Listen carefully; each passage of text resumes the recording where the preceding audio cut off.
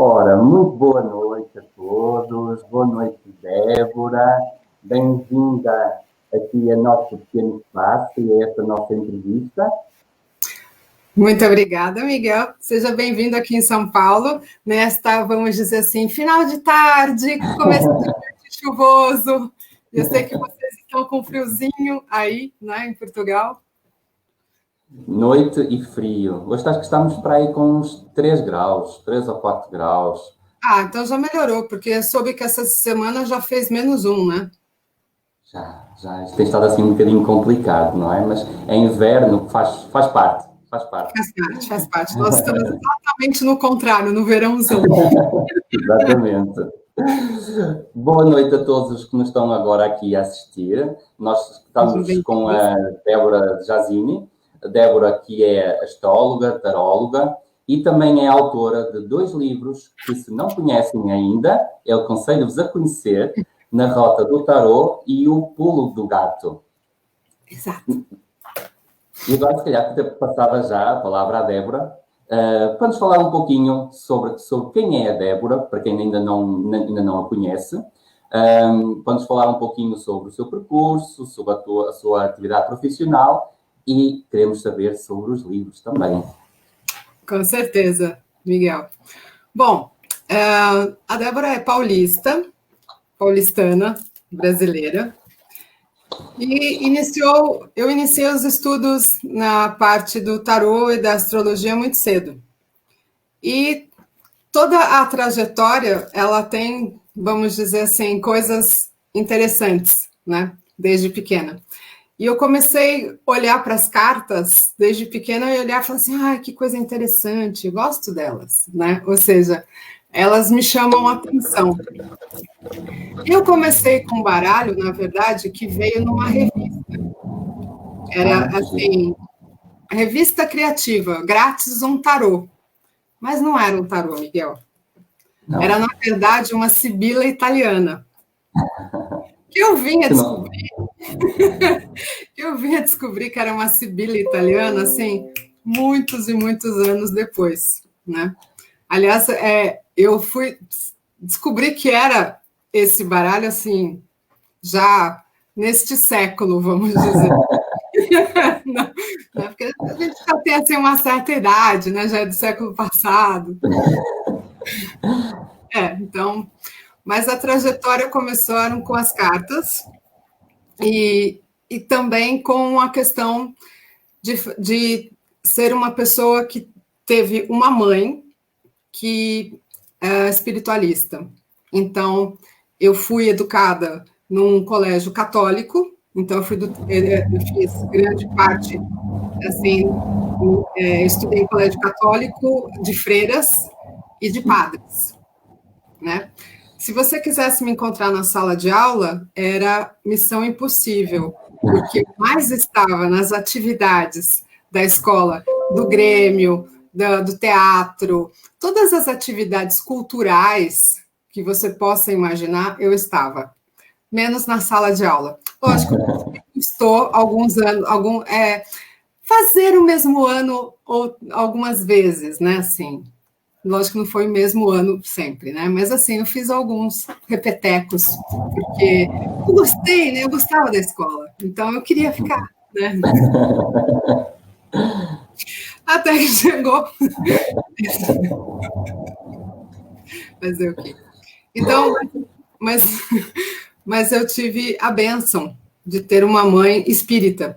Então, desde pequena, eu conheci tanto a questão do mundo espiritual quanto o mundo católico, né? Vamos colocar dessa maneira.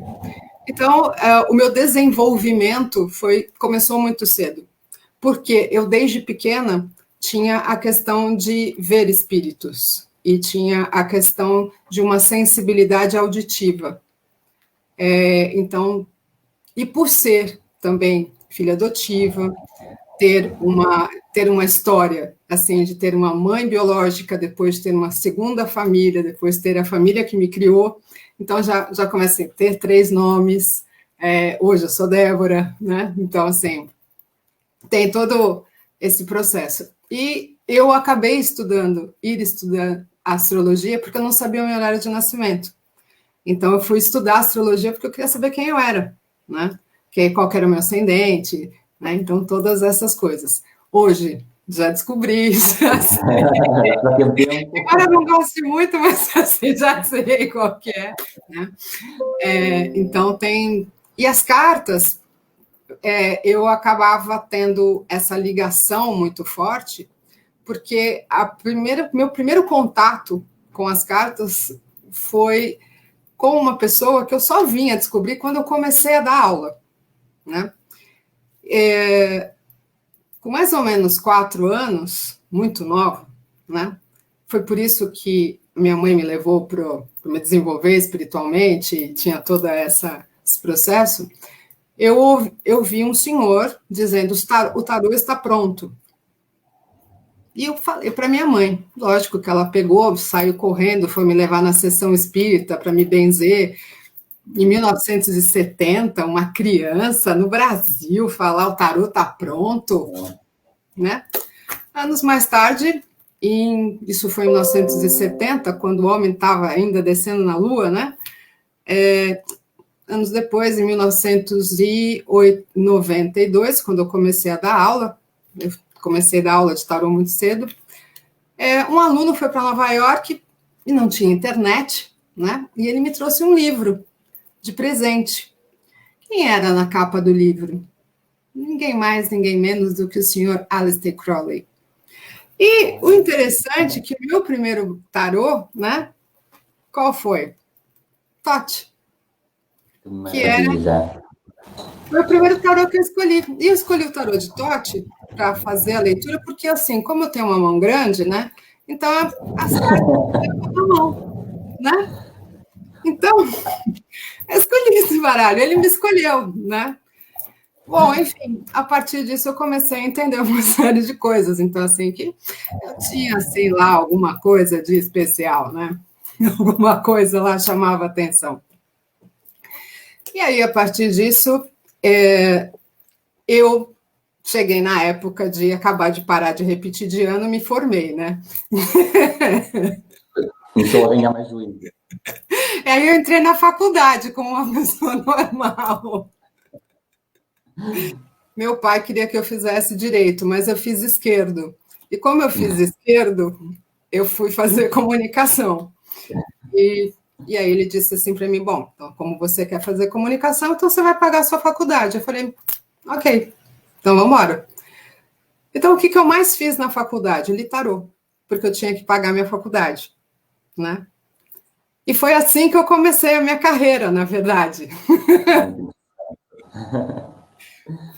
E eu fiz comunicação com habilitação em rádio e televisão. Na FAAP, aqui em São Paulo, é a Fundação Armando Álvares Penteado. Uma faculdade até, vamos dizer assim, de renome, né, aqui no Brasil.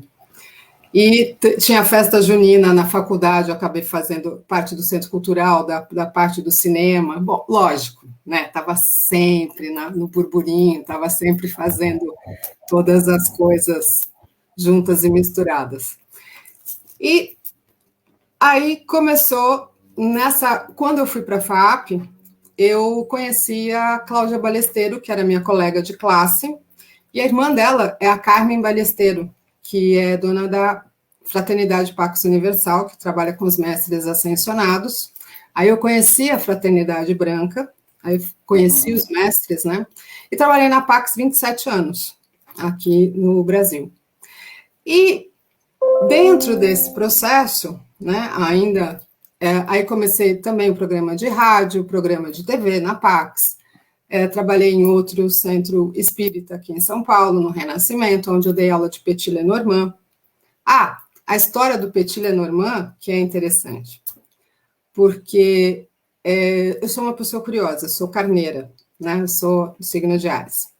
Então, eu sou muito curiosa. E o meu ascendente também, né, fala a respeito de ser uma pessoa curiosa. Então, sempre buscando, né? Claro. Qual é o ascendente? Não, a gente não precisa contar. Não, pronto, ok. Fica para outra altura. Fica para outra altura. Então, a partir disso, eu, além de curiosa, eu fui ler este baralho com várias pessoas. E o Petit, ele tem uma particularidade, né? Porque ele tem um arcano menor, ele tem um arcano menor, que é a figura superior, e ele tem o arcano maior. Todo mundo que lia essas cartas para mim, ninguém acertava nada. Não é possível. E é um baralho que muitas vezes falavam que era fofoqueiro, não sei o quê. E aí eu fui participar de um grupo de ETs, onde tinha que fazer psicografia. E o dirigente falou para mim assim, você tem que aprender esse baralho. Eu falei, mas que vou aprender esse baralho, coisa alguma? Imagina esse baralhinho aí. Eu não quero saber de nada. Aí... você sabe que primeiro vem a negação, depois você... Tá bom, vamos pesquisar, já que é para pesquisar. Vamos pesquisar. Na época, né, isso foi em 2002, quando eu descobri que tudo começou com uma francesa, aí eu falei assim, bom, tem aí um toque europeu, então vamos estudar. Já tem mais interesse. Exatamente, né? Porque a gente tem assim, esse ar, né, de garbo e elegância, a gente gosta de pompa e circunstância, né? Então, tendo essa... Então vamos ver o que me reserva, né? Eu comecei a estudar e comecei a perceber que tinha arcano maior, arcano menor, comecei a perceber, li a história dela, vi que ela tinha o Petit Lenormand, o Grand Lenormand, aí comecei a ler todas as coisas a respeito, falei assim, E aí eu comecei, estudei, dei aula e fiz o Pulo do Gato.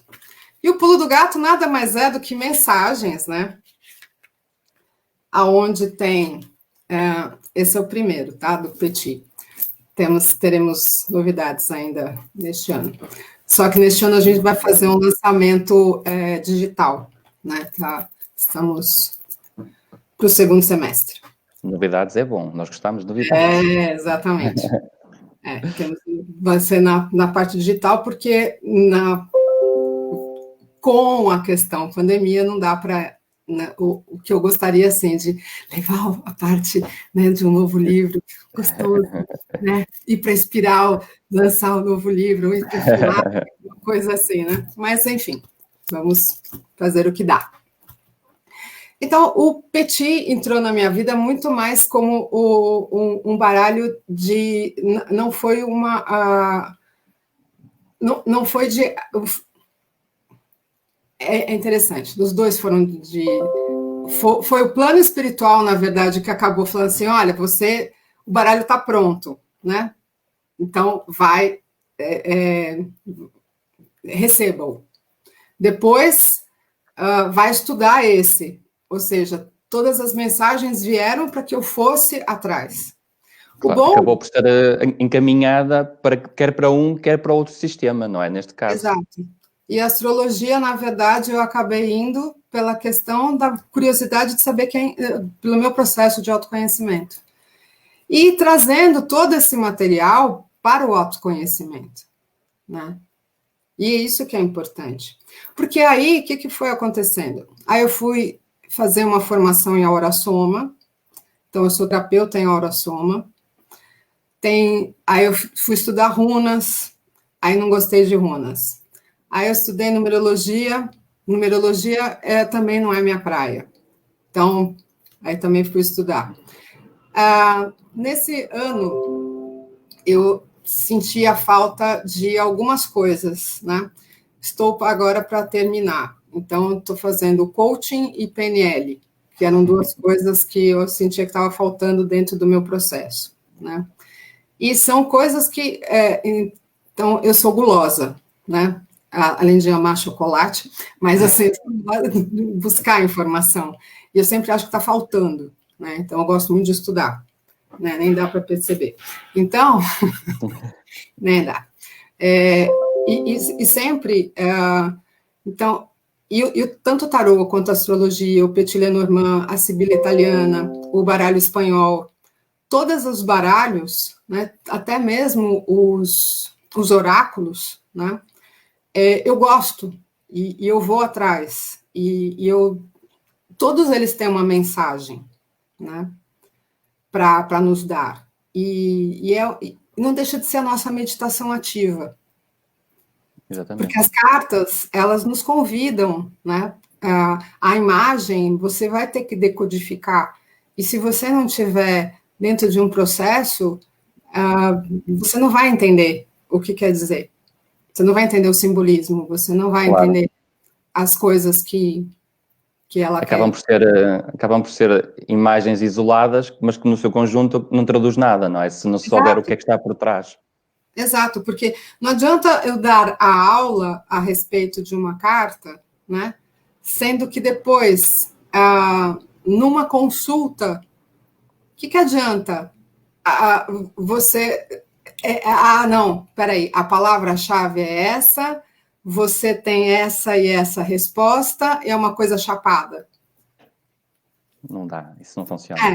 Por isso que quando até eu dou aula, o meu sistema de aula ele é um pouco diferenciado, porque assim, desde o primeiro dia de aula, eu faço duplas com os alunos para eles fazerem lição de casa, aonde um lê para o outro, mesmo sem saber nada. Eu tenho essa ousadia de fazer isso, tanto num baralho quanto no outro, né? Dessa troca, porque é importante você deixar, assim, os baralhos, uma coisa que sempre me perguntam, né? Assim, você lê por intuição ou você lê porque você estudou? Né? Também é muito típico. Né? Então, eu posso dizer assim, é o conjunto. Porque você, na verdade, todos nós somos intuitivos, todos nós somos médiums. Algumas pessoas têm mais sensibilidade, outras têm mais intuição. Mas a vivência, a percepção e a sensibilidade também, a sensibilidade também é um treino. Exatamente, é como um músculo, tem que ser trabalhado no dia a dia, não é? Exatamente, é treino. E tem coisas que as cartas dizem que na hora, assim, ela é uma ferramenta. Na verdade, aquela pessoa, o imperador ou a casa, elas querem dizer uma coisa naquele momento para aquela pessoa, mas não vai ser só aquilo, né? Claro. Então tem assim, uma série de... sim, lógico, né? Ainda só fechando, e óbvio que durante todo esse projeto de vida, a gente trabalhou bastante, e ainda em 2008 foi quando eu cheguei em Portugal. Primeira vez. Primeira vez que eu fui para Portugal, né? E a partir de 2011 foi quando eu comecei a fazer parte da Casa de Tarô de Lisboa. Então, agora já faz 10 anos que a gente está, né, nessa conexão Brasil-Portugal. E tudo começou por causa de uma paixonite por um português. O português não deu certo, mas o meu amor por Portugal, ele é muito grande, com certeza. O amor pelas cartas continua.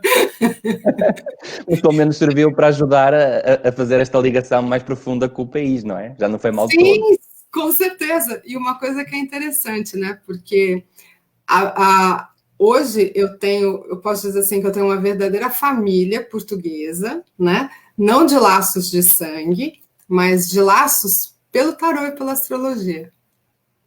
Que acabam por ser tão importantes como os outros, não é? Quando nós nos entregamos, não é, às pessoas dessa forma, não é? São pessoas com quem a gente conversa semanalmente, assim, se por um acaso vem para o Brasil, ficam aqui em casa, quando eu vou, fico na casa deles, entendeu? Uma maravilha isso. Com certeza. E o seu outro livro, Débora? Na Rota do Tarô? Bom, Na Rota do Tarô é um livro, na verdade, ele tem uma parte onde tem a descrição do arcano, mas ele é um livro terapêutico, tá? Ele é um livro onde tem exercícios. Você vai responder perguntas sobre todos os arcanos, porque são vivências. São a respeito dos 22 arcanos maiores, do tarô. Também teremos a versão dos 22, vai ter a versão dos 56 arcanos menores, né? Na Rota do Tarô 2.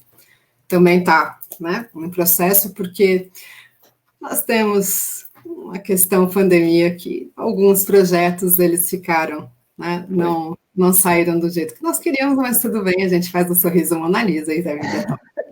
Tem que ser, fica um pouco em banho-maria, não é? Até lá. Exatamente. Mas para quem estiver nos vendo, o livro aqui no Brasil está esgotado. Em Lisboa, se eu não me engano, ainda tem alguns livros na Espiral. Ah, boa. E aqui a gente está preparando a segunda edição. Boa. Depois colocamos também aqui nos comentários alguns links para as pessoas também depois saberem onde os podem encontrar, porque é sempre uma mais-valia. O Pulo do Gato ainda tem alguma coisinha, mas na Rota do Tarô a gente está preparando a segunda edição, porque o primeiro já... Maravilha, isso é bom sinal, não é? E eu acho muito interessante também esse livro, Na Rota do Tarô, pelo facto de não ser só ler, ser maçudo, ajuda-nos a colocar, aplicar no nosso dia-a-dia, não é? As características do arcano, não é? E facilita muito mais a interiorização do conteúdo. Sim, porque o tarô, tanto o tarô quanto o Petit Lenormand, eles são qualquer carta, né? Ela faz parte do nosso dia a dia, que até vai ser tema do meu workshop, né? Fazendo assim, né? Vamos assim, o marketing do workshop do congresso, e que é o que faz tanto o tarô quanto o Petit Lenormand no nosso dia a dia, o que faz parte. E para nós percebermos, assim, como as cartas, elas conversam conosco e elas fazem parte do nosso dia a dia nos pequenos pormenores, né? E são as perguntas que, às vezes, a gente não percebe que... Vou ler uma delas, por exemplo, tá? Então, temos aqui... pergunta da sacerdotisa, tá? Uhum. A sacerdotisa sugere ter um caminho religioso. Qual é o seu? Pois, isso põe logo uma pessoa a questionar-se. Eu já me estou a questionar, mas não vou responder agora. Então, assim, é uma sacerdotisa. E a sacerdotisa, ela está exatamente entre duas colunas, ela está entre Joaquim e Boaz, ela está com uma Torá na mão, ela tem um crucifixo, ela tem uma coroa celta, ou seja, ela é totalmente, vamos dizer assim, espiritualista, né? Sim. E uma outra questão, né, dentro até da sacerdotisa. Muito bem, sacerdotisa guarda segredos. Você sabe guardar os seus? Eu sou escorpião, por isso não é assim tão difícil quanto isso. Ah, bom, escorpiãozinho, isso é super fácil. Mas você sabe uma coisa que eu aprendi com escorpião? É muito difícil esconder as coisas de vocês. Ai, nós encontramos tudo. Nossa! Somos os melhores detetives que existem. É impressionante. Quando você percebe, você já falou tudo. Tudo, não vale a pena. Nós, até se for preciso, vamos à Dark Web, mas nós encontramos o que é preciso. Você está vendo? Você não me perguntou nada, eu já fui falando um monte de coisa. Olha, deixa ver se temos aqui alguma pergunta, entretanto. Temos cá connosco a Angélica, Marta, a Cristine Peta. A Cristine Peta também faz parte da Pax Italiana. Uma curiosidade. A Kátia, que também vai estar aqui connosco no congresso. Oh. A Paula diz que é muito necessário... A Paula, que está aqui a falar em nome do congresso, é muito necessário haver autores em língua portuguesa. Ainda há muito pouco. E é uma verdade, não é? Procura-se muito autores estrangeiros, não é? Porque também já são conhecidos e conceituados, mas é muito bom que também comece a haver cada vez mais oferta, não é? Em língua portuguesa, além de que facilita muito mais a compreensão quando não se domina outra língua. Com certeza. Já puseste aqui algumas pessoas a pensar por causa da sacerdotisa em si mesmas, ok? A Kátia já está aqui a fazer a sua própria análise. Quando a Paula, isto agora é uma pequena brincadeira, a respeito do escorpião. A Paula diz que quando quer saber alguma coisa, que pergunta ao Miguel. Pronto. Já tenho uma certa fama, estou a ver que sim. Então tenho aqui uma certa fama. Muito bem. Oh, Débora, uma coisa que tínhamos falado há pouco e que eu achei muito interessante, queria que falasses um pouco sobre isso, acerca desta metodologia que tens vindo a desenvolver, o trabalho científico aplicado aos oráculos, ao tarô. Vamos falar um pouquinho sobre isso. Eu acho isso muito interessante. Aqui ainda há pouco, desculpa interromper, aqui ainda há pouco tivemos aqui a Kelma, que foi entrevistada pela Paula, que também tem um trabalho científico a respeito também dos oráculos e publica muitos artigos.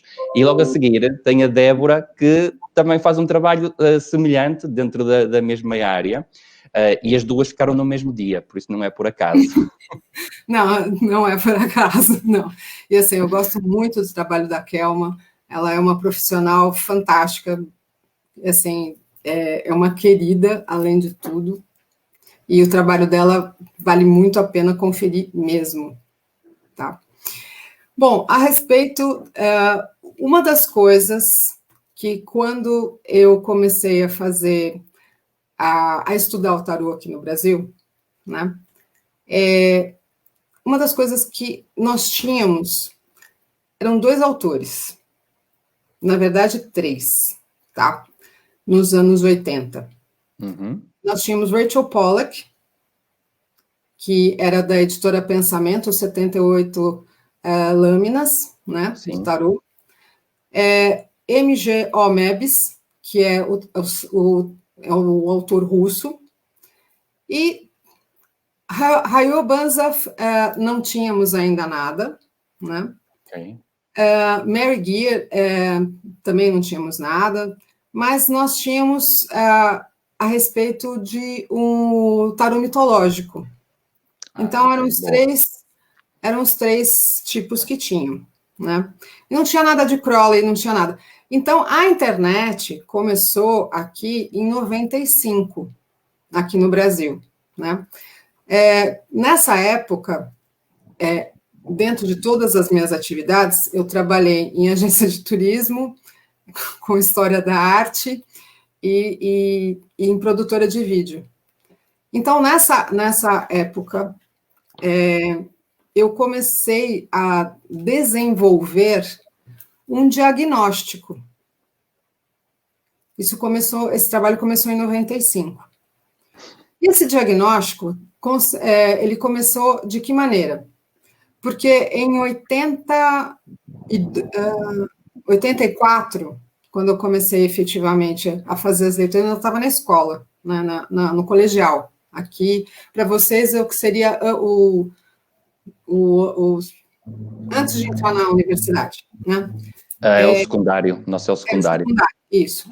Quando eu estava no meu secundário, eu fui sempre agradeço a minha mãe por ela, né? Meu pai pagava a conta, mas a minha mãe que abriu o caminho, né? Eu fui fazer um curso de tarô com um chileno. E ele ensinou uma metodologia que era com os arcanos menores. E eu prestei bastante atenção naquela metodologia, mas eram 16 cartas. E dentro dessas 16 cartas, era para ver um conjunto mas ele não tinha nada do que eu faço hoje, né? E aí eu comecei, a partir daquele lançamento, eu comecei a fazer incrementar. E eu comecei, dentro daquelas 16 cartas, a colocar uma série de outras coisas dentro dela. E, em 2013, aqui no Congresso de Saúde, eu fiz eles estavam selecionando vários trabalhos para passar concorrendo para um trabalho científico, e aí eu mostrei, porque aí tem a questão não só de fazer um diagnóstico através do físico, mental, afetivo e espiritual, aonde, através dos elementos, aonde essas 16 cartas, elas vêm físico, mental, afetivo e espiritual, você vê o que está faltando e o que tem a mais. A partir disso, você vê quais são, porque como é feito com os arcanos menores, como eu também utilizo o Crowley, né, para fazer esse diagnóstico, o Crowley é um dos poucos baralhos onde já tem a parte astrológica, né, nos arcanos menores. Sim, diretamente impresso em cada lâmina. Ele já tem aqui assim, ó, por exemplo, aqui tem Lua em Câncer, né? Então, então já tem essa, é mais fácil a visualização, então eu já sei que é um tema, por exemplo, de Lua em Câncer, é um tema de quarta casa, um tema de sentimento. Então, aonde? Dentro da mandala astrológica, que aí depois eu posso colocar, perceber dentro da mandala astrológica se aquele elemento está pertencendo ou não, e qual é a emoção, e, bom, dentro de toda essa salada russa, aí depois o que acontece? Tira todas as cartas que não são pertinentes, né, faz toda a análise, você ainda olha essas cartas para o ano inteiro, e aí você vai fazer a cura. E a cura, há 78 tipos de cura. Porque você pode fazer uma para cada arcano. E que são através das emoções, que são através dos elementos, que são através dos comportamentos. Que aí eu acabei utilizando até na parte terapêutica. Que aí eu acabo utilizando o tarô como terapia também para alguns pacientes. Claro. Então, através do mapa da pessoa, e aí vai fazendo a cada sessão, se ela é mensal, se ela é quinzenal, né, ou se ela... eu particularmente, prefiro uma quinzenal mensal, porque tem muito mais aproveitamento e digestão do que uma semanal, muitas vezes. Não que eu me negue a atender semanal, claro. Mas até para a pessoa poder digerir. Claro, pois porque isso implica que haja um acompanhamento da evolução da situação, não é? Com alguma proximidade. Exatamente. Então, a partir disso, foi aprovado como trabalho científico, essa metodologia, porque além de fazer o diagnóstico, é uma anamnese, né, dentro disso, e aí você ainda pode, depois disso, ele ainda foi reformulado, porque aí depois ele pode ser colocado numa mandala astrológica, ele ainda pode ser colocado numa cabala. Então, eu incrementei depois ainda, um pouco mais. E está sempre, como os meus alunos dizem, nada de conteúdo com ela diminui, só aumenta. Dá formação nessa área? Sim, eu estou dando já, comecei agora, né, comecei em dezembro, dar uma formação que é desde o básico e que vai pegar essa parte do diagnóstico para quem já fez vamos dizer assim, arcanos maiores, essa parte vai começar no segundo semestre a partir de junho. Então, aí começa só os arcanos menores. Boa. Porque eu acho que esta é uma metodologia muito interessante, por já introduzir também a vertente terapêutica e de acompanhamento, não é? Que não se fica pelo mais habitual, que é fazer uma leitura, responder a perguntas, não é? Entra-se num patamar muito mais acima do que estávamos habituados. Porque assim, o que eu coloco de diferencial em relação ao meu trabalho é a questão do tarô junto com a astrologia. E dessas duas conversarem juntas. E de mostrar os arcanos, quais são os arcanos dentro do seu mapa e quem é você dentro quem é? É assim, pegar o mapa astral, os planetas, e você se ver como arcano, e qual é o arcano dentro do teu mapa.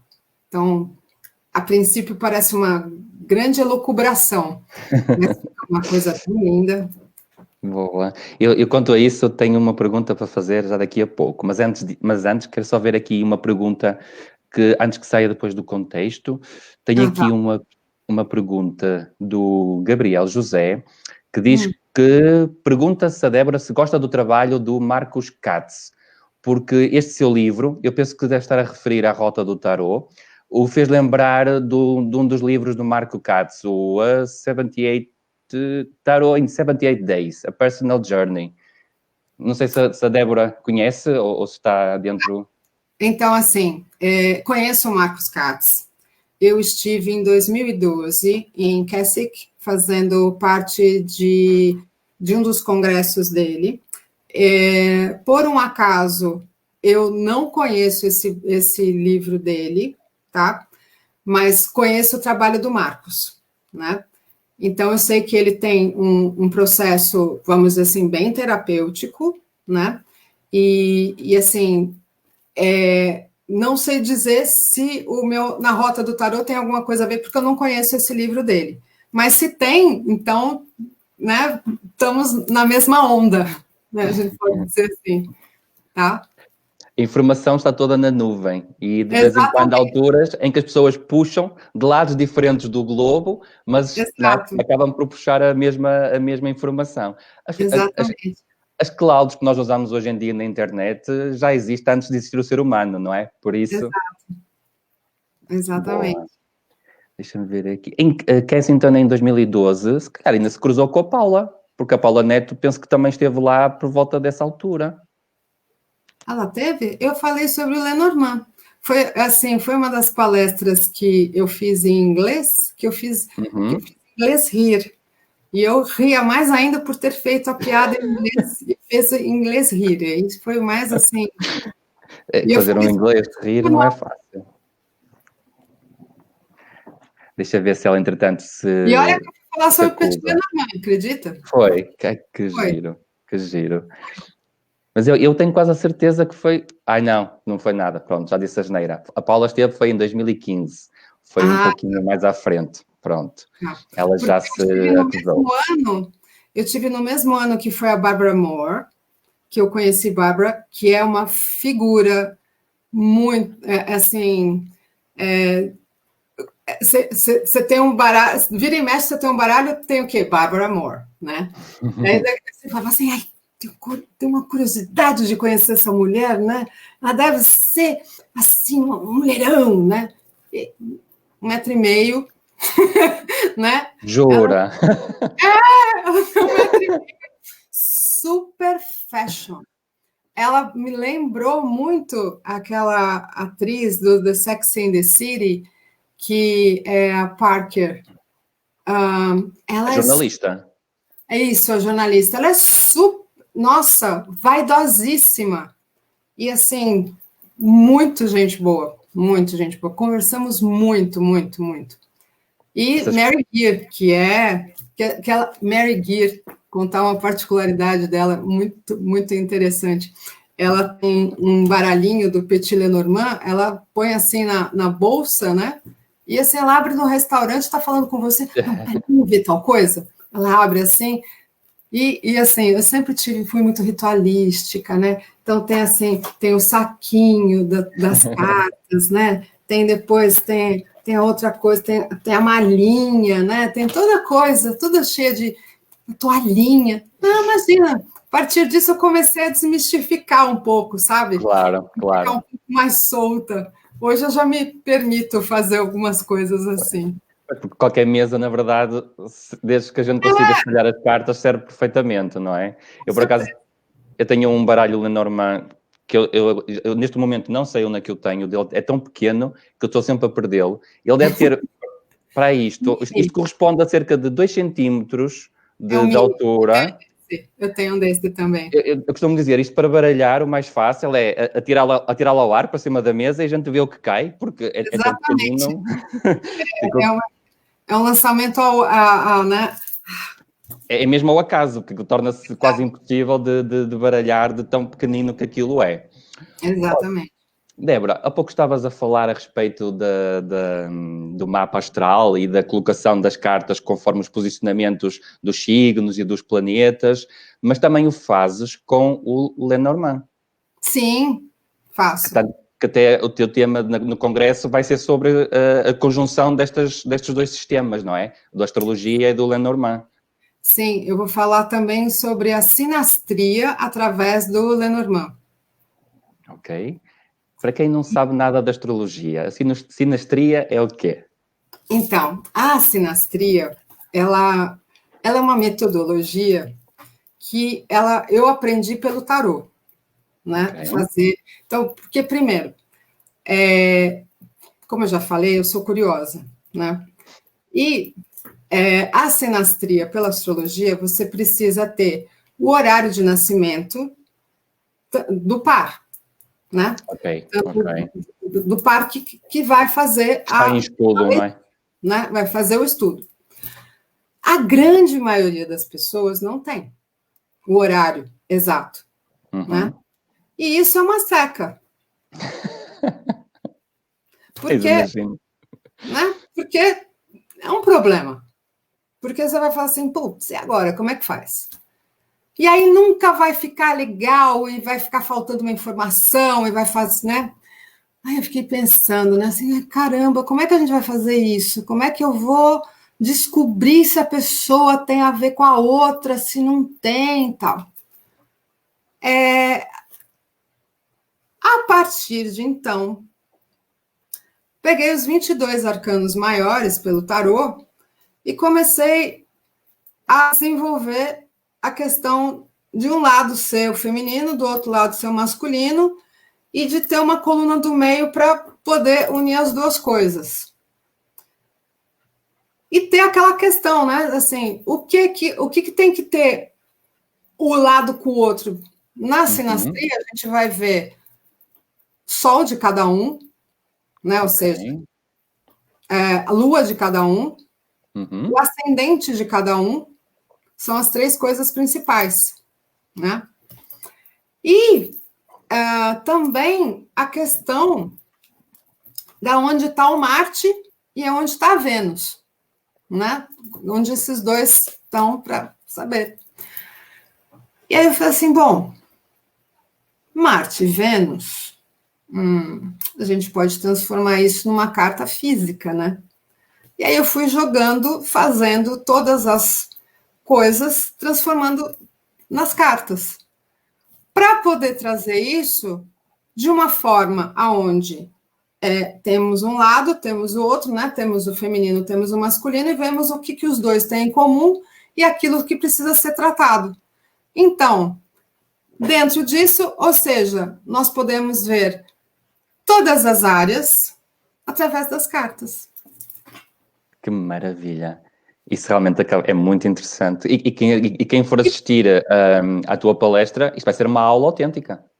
Sim, vai ser uma aula também, não deixa de ser uma aula de astrologia, né? Que vou falar das 12 casas, porque não deixa de ser uma aula de astrologia, é para justamente, e dentro do Petit Lenormand, ainda tem a questão dos elementos, da terra, do fogo, da água e do ar, né? Então, assim, a gente nunca vai falar só de uma coisa, a gente sempre vai ter É impossível, não é? Parece que puxa sempre ali um fio condutor. Não adianta. Não adianta. Eu, às vezes, tento simplificar algumas coisas, mas parece que... O que acontece? Quando você começa a entrar nas casas astrológicas, as casas astrológicas, elas têm um elemento. E esse elemento, dentro daquela área, vai fazer uma diferença. Vou só dar um exemplo. Se, por exemplo, a questão da comunicação, a comunicação é ar, tá? Então, se a pessoa tem ar no ar, é fluido. Mas se a pessoa tem terra, ela vai ser uma pessoa mais o quê? Mais tímida. Pois. Né? Se ela tem fogo, não, ela é expansiva, vai pegar fogo, vai acontecer e tal. Mas se ela é água, ela vai ser mais calma, mais fluida, né? Mais recatada. Que giro. Pois é, isto Nós também fazemos no tarot uma certa analogia com esse sistema de análise entre os elementos, porque isto é tudo transversal, não é? Seja o sistema que for, isto é tudo transversal entre eles, não é? Que é uma das coisas que eu... Mas é exatamente através dos elementos, porque, por exemplo, eu não uso... o que deu o diferencial até no trabalho científico foi que eu não utilizo a palavra naipe, eu não leio por naipe, eu faço por elemento. Tanto que, assim, a falta, por exemplo, de fogo no físico, você, além de não ter disposição, é uma questão de falta de serotonina, é uma falta de vitamina D. Então, tem coisas, né? A falta de terra, é falta de você ingerir também alguns alimentos, né? Que são importantes, que são, né? Que puxa da terra. Pois, isso faz uma análise mesmo muito profunda a todos os sistemas naquela pessoa. Exatamente. Então, não é pelo naipe, é pelo elemento. Ok, então, boa. Exatamente. E aí, por exemplo, quando a pessoa conhece um pouco da astrologia, ainda pode, naquele ponto aonde tem... porque, assim, é o quebra-cabeças dentro da parte da estrutura, né, do diagnóstico. É uma anamnese, então dá para você descobrir uma série de coisas. E ainda depois que se você coloca uma derivada, e aí vai, né? O pior é quando começamos a descobrir até as coisas que não queremos saber, não é? Então, dá para até... Olha, você sabe que essa é uma leitura que você pode até demorar 3 horas. Pois, acredito. Você pode demorar, porque... E outra, essa é a parte mais importante do trabalho. Você faz essa leitura sozinho também. Porque o meu grande barato de fazer várias coisas é o seguinte: geralmente a gente fica dependente de algumas pessoas, de alguma coisa, né, de alguém. Eu sinto que uma das coisas que eu vim é justamente para quebrar. Eu vim para mostrar assim, olha, você pode caminhar sozinho, você pode fazer isso, você tem capacidade, você pode ver isso. Então, estudar, assim, você pode ser capaz de fazer a sua leitura sozinho, de fazer a sua análise. É óbvio que ter alguém que leia e você fazer uma troca é muito bom. Não estou dizendo que ninguém pode ler, mas você começar a tomar consciência daquilo que o diagnóstico, você pode fazer esse autodiagnóstico. E até para você ver o que você está errando. Claro. Tipo assim, né, dá o seu próprio tapa na orelha.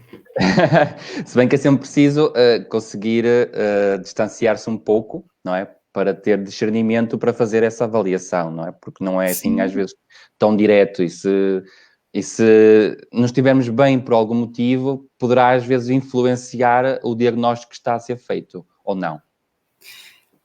Não, porque, por exemplo, se você seguir até o manual, né? Vamos colocar assim, não tem como você burlar o diagnóstico.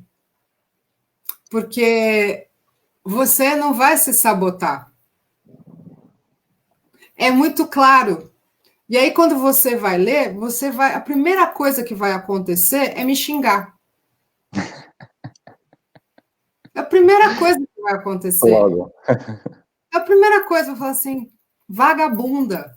Vagabunda, como é que você sabe que eu tô assim hoje?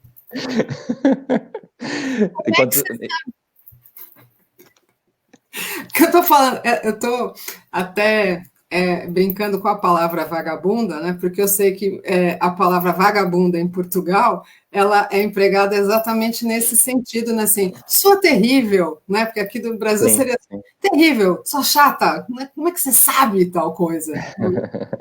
Você veio aqui, você estava aqui. Parece que estava lá dentro da cabeça naquele exato momento. Né? Assim, eu brinco que eu leio balãozinho.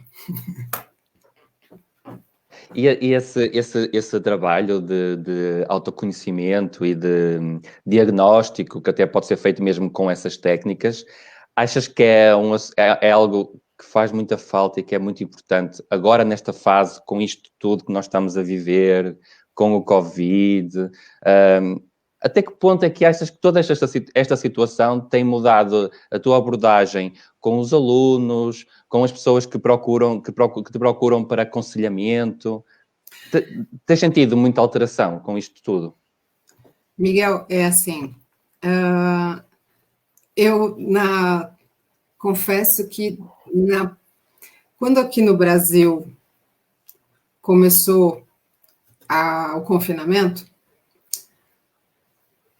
nas 2 primeiras semanas foi aquela coisa de as pessoas sumiram, né? Então, assim, aluno sumiu, consulta sumiu, né? Você fala assim, oi, e agora? O que é que eu faço? O que eu faço? Como assim? Na terceira semana em diante, que aí acredito que as pessoas estavam começando a falar assim, não, peraí, ninguém morreu, né? O mundo não acabou, as coisas estão começando. Uma das coisas que eu estava achando esquisito é assim, vocês começaram a vivenciar o isolamento antes do que nós. Quando foi janeiro, as consultas, elas começavam a ter, na previsão, elas começaram a ter falar de março em diante, de março a setembro, era um período difícil, era uma coisa mais complicada, etc. e tal. Quando eu fui fazer o mapa do ano novo, eu vi que a parte inteira de baixo do mapa, todos os planetas estavam embaixo. E aí os 3 planetas, que são os 3 planetas considerados planetas da pandemia, que é Plutão, Júpiter e Saturno, eles estavam os 3 juntinhos. Eu falei, vai dar ruim, vai dar algum problema. Mas falei, bom, Júpiter expande, Saturno contrai, Plutão corta. O que o Plutão vai cortar? Né? Ficava com aquilo. O que o Plutão vai cortar? O que o Plutão vai cortar? Quais são as coisas que... Né? Quais são as coisas que vão ser... O que mudou, na verdade, comigo?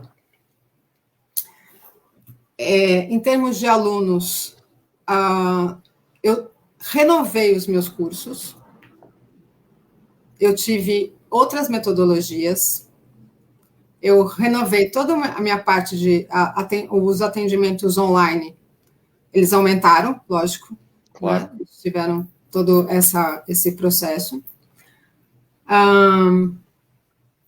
Eu tive Covid, não me pergunte como eu peguei, porque eu mal saio de casa, isso foi uma coisa que até agora eu não sei como aconteceu, né?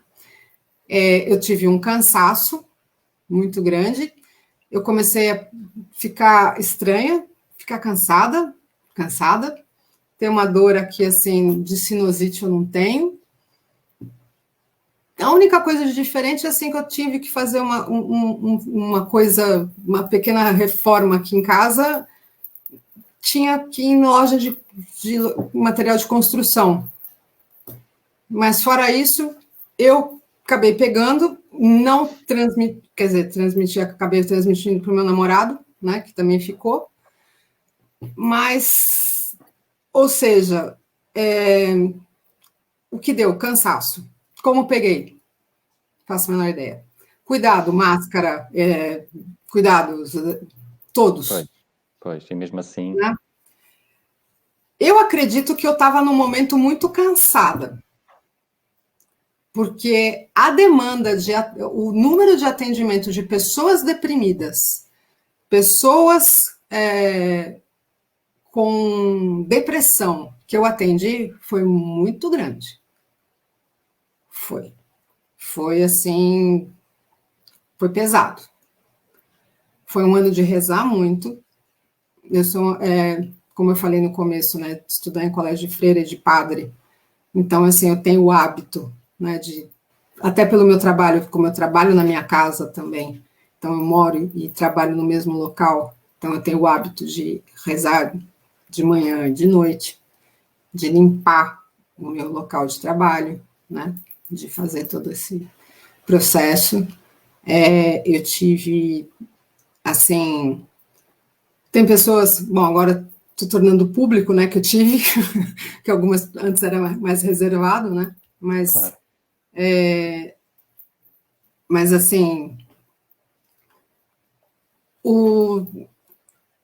eu, em momento algum, dentro de como eu peguei, eu achei que eu não ia ficar para contar a história. Mas eu achei que eu absorvi muito. Eu acredito que eu abri campo para que isso acontecesse. Claro. Pois, deu permissão. E até foi assim, embora eu seja terapeuta, eu faço terapia. Né? Porque uma outra coisa que eu esqueci de falar, eu também hoje faço o curso de alquimia. E até o meu terapeuta alquímico, a gente conseguiu perceber que, assim, eu dei uma brecha. Pois. Também, né? Com a demanda toda que houve, não é? E os pedidos e tudo mais. Sim. Então, então hoje, o que eu acabo falando para as pessoas, né? Não é só o seu cuidado do álcool gel, da máscara, não, é a sua emoção. O que você está fazendo com a sua vida? Do que você está contrariado? Seja você mesmo. Assim, não fica engolindo sapo, não fica fazendo cara de estou feliz e, na verdade, você não está. Não fica mostrando, ai, não, tá tudo bem, não, tá tudo ótimo, e não tá. Né? Tá a fim de chorar? Chora. Tá a fim de rir? Ria. Assim, problemas financeiros vão acontecer? Vão. Não é ser urubu, é ser realista. Sim, quer dizer, vê-se isso à nossa volta, não é preciso muito, hoje, não é? Hoje, por exemplo, eu sei que vocês começaram num regime terrível aí. Vocês vão ficar 15 dias, mais ou menos, né? Mas, assim, vocês voltaram ao lockdown. Vocês estão, assim, nós sabemos, aqui em Manaus, ontem, tá, a partir das 7 horas da noite, lockdown. Ou seja, teve final do ano, as pessoas saíram, as pessoas não respeitaram. Então, assim, a euforia que vira tristeza depois. Né? Então, esse trabalho de se cuidar. E estava tudo muito para fora, né? Então, tudo é muito fora. E eu digo que quem é o meu maior, assim, eu digo para o meu namorado que o grande concorrente dele são as cartas. E ele não se importa? As cartas, a astrologia, de vez em quando fica com um pouquinho de ciúmes, mas aí tudo bem, a gente dá um beijinho e tá tudo certo. Pronto, passa, não é? Mas, realmente, assim, o amor, né,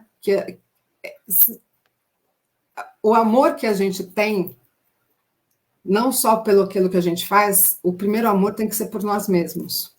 Sem dúvida, acho que isso cada vez é mais importante e termos em atenção isso, não é? Exatamente, prestar atenção do quanto amor eu estou me dando. Acho que essa é a maior lição do que a gente tem que aprender nesse momento Covid. O quanto eu estou me dando para mim. Exatamente. Eu agora estava aqui sentado a ouvir-te a dizer isso. Se tiver que rir, ria. Se tiver que chorar, chore. Dar importância ao amor. Eu estava assim aqui. Fala, Débora, que eu estou a interiorizar. Vai falando, vai falando. Nós também precisamos de terapia para nós mesmos, não é? Não pode ser só para os outros. Sim, mas com certeza. Não, essa semana mesmo eu passei pela terapia, que aí eu estava com questões, não sei o quê, e meu terapeuta falava assim, eu fazia algum... Não, ela não fez isso de novo. Ué, não é porque eu estou desse lado, não é porque eu sou uma palestrante, não é porque Não, ué, eu faço bobagem também, né? Somos humanos, não é como os outros. Não é? A gente deprime também, mas não pode. Aí é que está a grande sacada. E tudo, na verdade, é a frequência. O que a gente tem que se perceber é a frequência com a qual você se coloca e que você se permite. Porque tudo isso influencia o resto. E as cartas, elas mostram isso para a gente. E quem que dá esse tom? São os elementos. Né? Vai sempre tudo confluir ao mesmo, não é? Acaba sempre por ir bater na mesma tecla. Não é? Exato. E mesmo os arcanos maiores, eles têm os elementos, porque eles têm os planetas Sim. têm as suas casas, e as suas casas têm os seus elementos. E aí? Débora, assim eu fico ainda mais ansioso para ouvir essa palestra, porque apesar de eu não falar muito, mas agora quero começar a saber mais e cada vez mais. É que assim, uma coisa leva a outra, que leva a outra, que leva a outra, né? Então, vai sempre buscando muito mais. Sem dúvida. Aliás, aqui os comentários também vão muito nesse sentido. O que é que temos aqui? A Bárbara diz que está a adorar ouvir esta junção entre o tarot e a astrologia, dois temas que a fascinam. E quando ouvis a palestra completa da Débora, então ainda vais ficar a adorar mais. Podes ter a certeza absoluta. Com certeza. A Sol diz que acabei de me sentir minúscula, tanto conhecimento. Imagina, que é isso? Tudo tem o seu tempo. Tudo tem o seu tempo, todos nós temos uma caixinha onde nós temos tudo guardado, a gente vai descobrindo as coisas aos poucos. É que eu sou curiosa. A Kátia, concordo quando estourou a pandemia que eu emocionalmente estava muito em baixo e senti que se eu me mantivesse nessa energia, apanhava também Covid. Tive sempre essa consciência. Pois a frequência energética influencia muito, não é? Em termos de resultados. Completamente, Kátia, tem toda a razão. E é uma das coisas que a gente estava percebendo, né? E é interessante. Eu tenho um grupo vamos colocar assim, um grupo de trabalho espiritual, né? Aonde eu estive com eles, ninguém pegou. E eu estive com eles um dia antes de eu fazer teste e dar, né, de dar o positivo depois. E é interessante que cada um deles, né, até os próprios, vamos dizer assim, os orientadores, né, espirituais, colocaram que nenhum deles iria ter. Mas ninguém falou que eu não teria. Pois, isso aí tinha que passar por essa experiência. Pegadinha, né? Mas é isso. E uma das coisas que efetivamente eu percebo é o medo. É o medo que as pessoas têm de como é que vai ser, como é que isso, como é que... E claro, se a gente for perceber... E para o sistema imunitário isso não faz nada bem, antes pelo contrário. Não faz. Não faz. Nós temos... É engraçado, né? Porque tudo está tão conectado e tudo é tão perfeito. E se a gente deixar fluir e não controlar... Se calhar não é tão complicado assim depois, não é? Não é. Deixa eu ver quem aqui mais. A Paula. Sim, hoje começamos a temporada 2 de confinamento. É muito importante criar adaptabilidade emocional e física às circunstâncias, eliminar padrões de pensamento autodestrutivos e as cartas podem ajudar, sem dúvida alguma. Sem dúvida. As cartas ajudam muito e ajudam imenso. É um ótimo auxiliar para ele. Esse processo nos ajuda a perceber que, assim, nós estamos num momento planetário aonde nós estamos muito bem, se a gente for olhar por outro aspecto. Tem pessoas que estão numa situação muito delicada. Nós temos consciência, nós temos acesso à informação, nós temos a possibilidade de ajudar. Tem um ditado judaico, apesar do meu nome ser judaico, né, mas eu não sou judia, que fala a respeito, assim, de que o bom é você ajudar. Isso é o bom, porque ser ajudado fere teu ego, né? Mas, assim, o ajudar é muito bom. Enquanto você está nessa posição, e a gente pode fazer muito mais do que muitas vezes nós fazemos. E eu falo, não é na questão financeira, não. O que a gente pode fazer é emanando uma palavra, um sentimento, um fechar de olho e apenas, sabe, entregar. Uma entrega, um pouco do teu cardíaco, de sair essa coisa sabe, um pouco de cor-de-rosa, né? Ou mesmo, né? Tipo, vai, coragem, vai atrás do que você quer, né? Dá logo um grande input a quem está do outro lado e quem está a receber toda essa energia que é emanada. Isso sobe logo um patamar no que diz respeito à doação. Sim. Ora, depois temos também aqui a Carla Lima. Carla Lima é minha aluna. Obrigado por estás aqui, Carla. Os alunos também aparecem para me dar suporte. Se nós não tivermos amor por nós próprios, nunca podemos dar amor aos outros, muito menos amar alguém. O vírus também nos trouxe uma aprendizagem a fazermos sobre o que é o amor, o que é o amar, não é? E o que é amar o próximo. Ajudou-nos a colocar aqui muitas coisas em perspectiva. Eu acredito muito nisso. Miguel, você sabe que uma das coisas que você também, como tarólogo, você também como uma pessoa professor, você sabe que uma das perguntas, né, mais frequentes numa leitura é relacionamento. Né? Sem dúvida. E relacionamento não tem uma fórmula, né? Não tem assim, faça isso, faça aquilo. Claro. Assim, haja daquele jeito e tal. Mas nós temos, na verdade, situações para serem vivenciadas e aprendizados, né? E o número de encontros e desencontros de 2020, rapaz, olha, não sei aí em Portugal, mas aqui,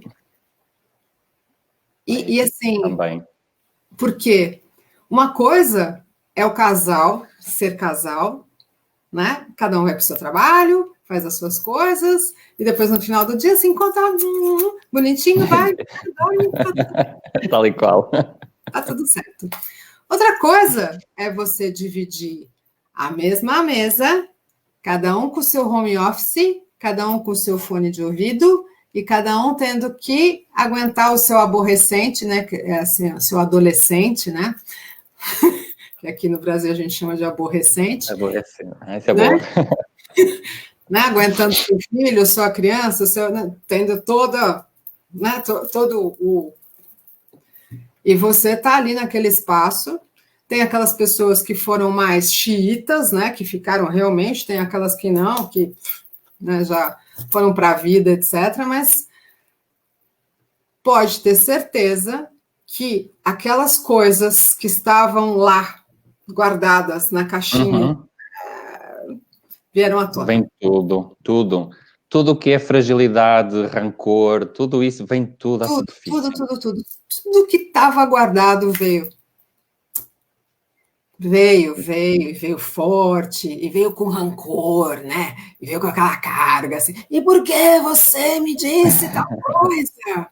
Depois de estar ali anos a fermentar, não é? Já não aguentava mais e quase que explode. Bom, também tiveram outros casais que, né, vão ter bebês esse ano, né? Tiveram seu tempo com né? Utilizar, assim, fazer ginástica, né? Tinham que aproveitar. Os bebés do confinamento. Os bebês do confinamento, né? Também tem essas, né? Então, olha, que até vai isso dos bebés, até vai no seguimento aqui do comentário da Paula, que diz assim, usar a criatividade mesmo para que mesmo confinado por fora, desconfinar por dentro. Criatividade é o que é mais preciso. E houve muita nestes últimos tempos. Com certeza. Sem dúvida alguma. Sem dúvida alguma. Olha, e nós aqui, nós vamos falando, e o tempo vai passando, e já passamos do tempo, você e me ninguém dá se queixou. Eu sou boa de papo. É que ninguém se queixou, por isso é muito bom sinal. Débora, para nós encerrarmos aqui esta nossa conversa, que está a ser muito agradável, eu ia lhe pedir, se não queria, já temos feito isso com os outros entrevistados, se não queria pegar num dos seus baralhos, que tiver mais à mão, e tirar uma carta para nós, para este congresso. Ok. Você quer... vamos fazer assim, já que é um congresso de tarô e de peti, eu vou tirar uma carta de tarô e uma de peti. Perfeito. Excelente. Certo? Então, você sabe que a gente não gosta de... Vamos lá, cultivo. Opa. Aqui. Tadã. E vamos pegar aqui um Crowley.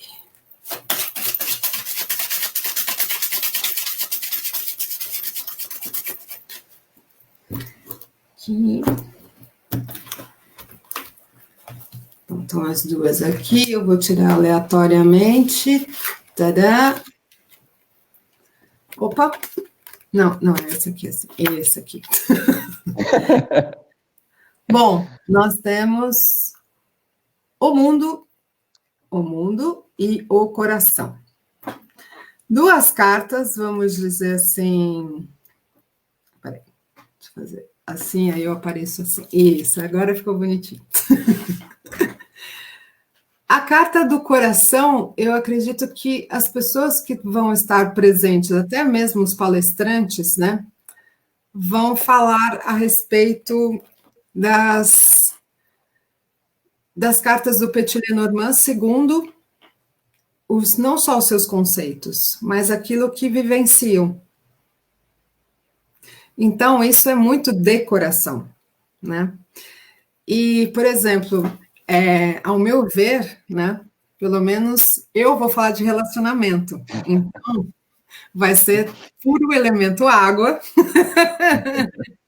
né, e vamos falar a respeito de coisas que nos tocam, né, e falando exatamente de uma análise segundo as coisas que podem ser melhoradas numa relação.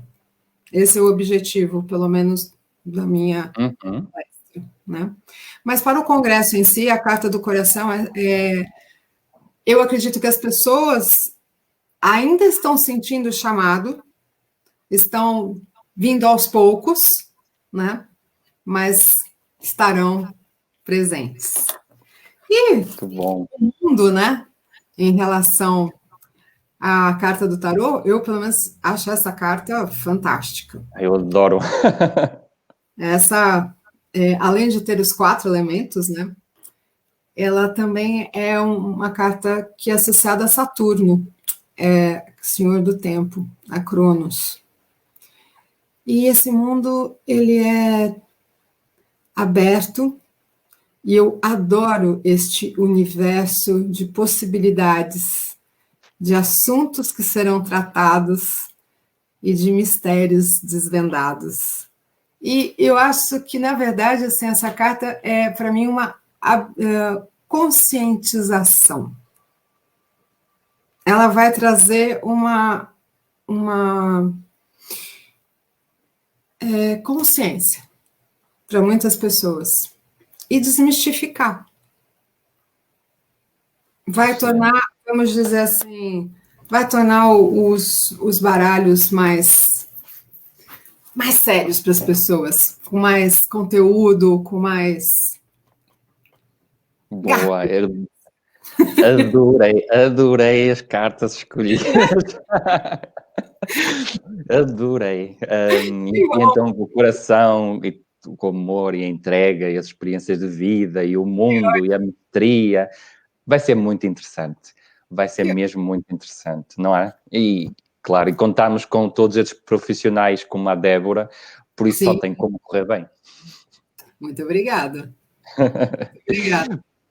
Só para terminarmos, relembro que o Congresso ocorrerá nos dias 13 e 14 de fevereiro, serão as datas das palestras, temos 14 palestras, e do dia 16 a 19, esta hora já tenho que fazer contas de cabeça, de 16 a 19, teremos então 8 workshops para vos ensinar sobre todas estas experiências, sobre todos estes sistemas, do melhor que cada um dos nossos palestrantes terá para vos oferecer. Por isso também vos espero ver todos por lá. E, Débora, muito obrigado por este momento de partilha. Adorei falar contigo este bocado. E espero que, entretanto, vamos falar novamente. E o Congresso está quase aqui à porta. Já não falta muito, falta menos de um mês. E eu vou falar bem no dia do Valentine's Day, né? Pois é, dia de namorados, dia 14. No dia do Valentine's Day. E assim, a Lady Murphy é implacável. Você vê, eu tinha que terminar agora, né? Porque agora que eu tô com o telefone. Vá, Débora, olha, mais uma vez, muito obrigado por este momento que dedicaste aqui a nós.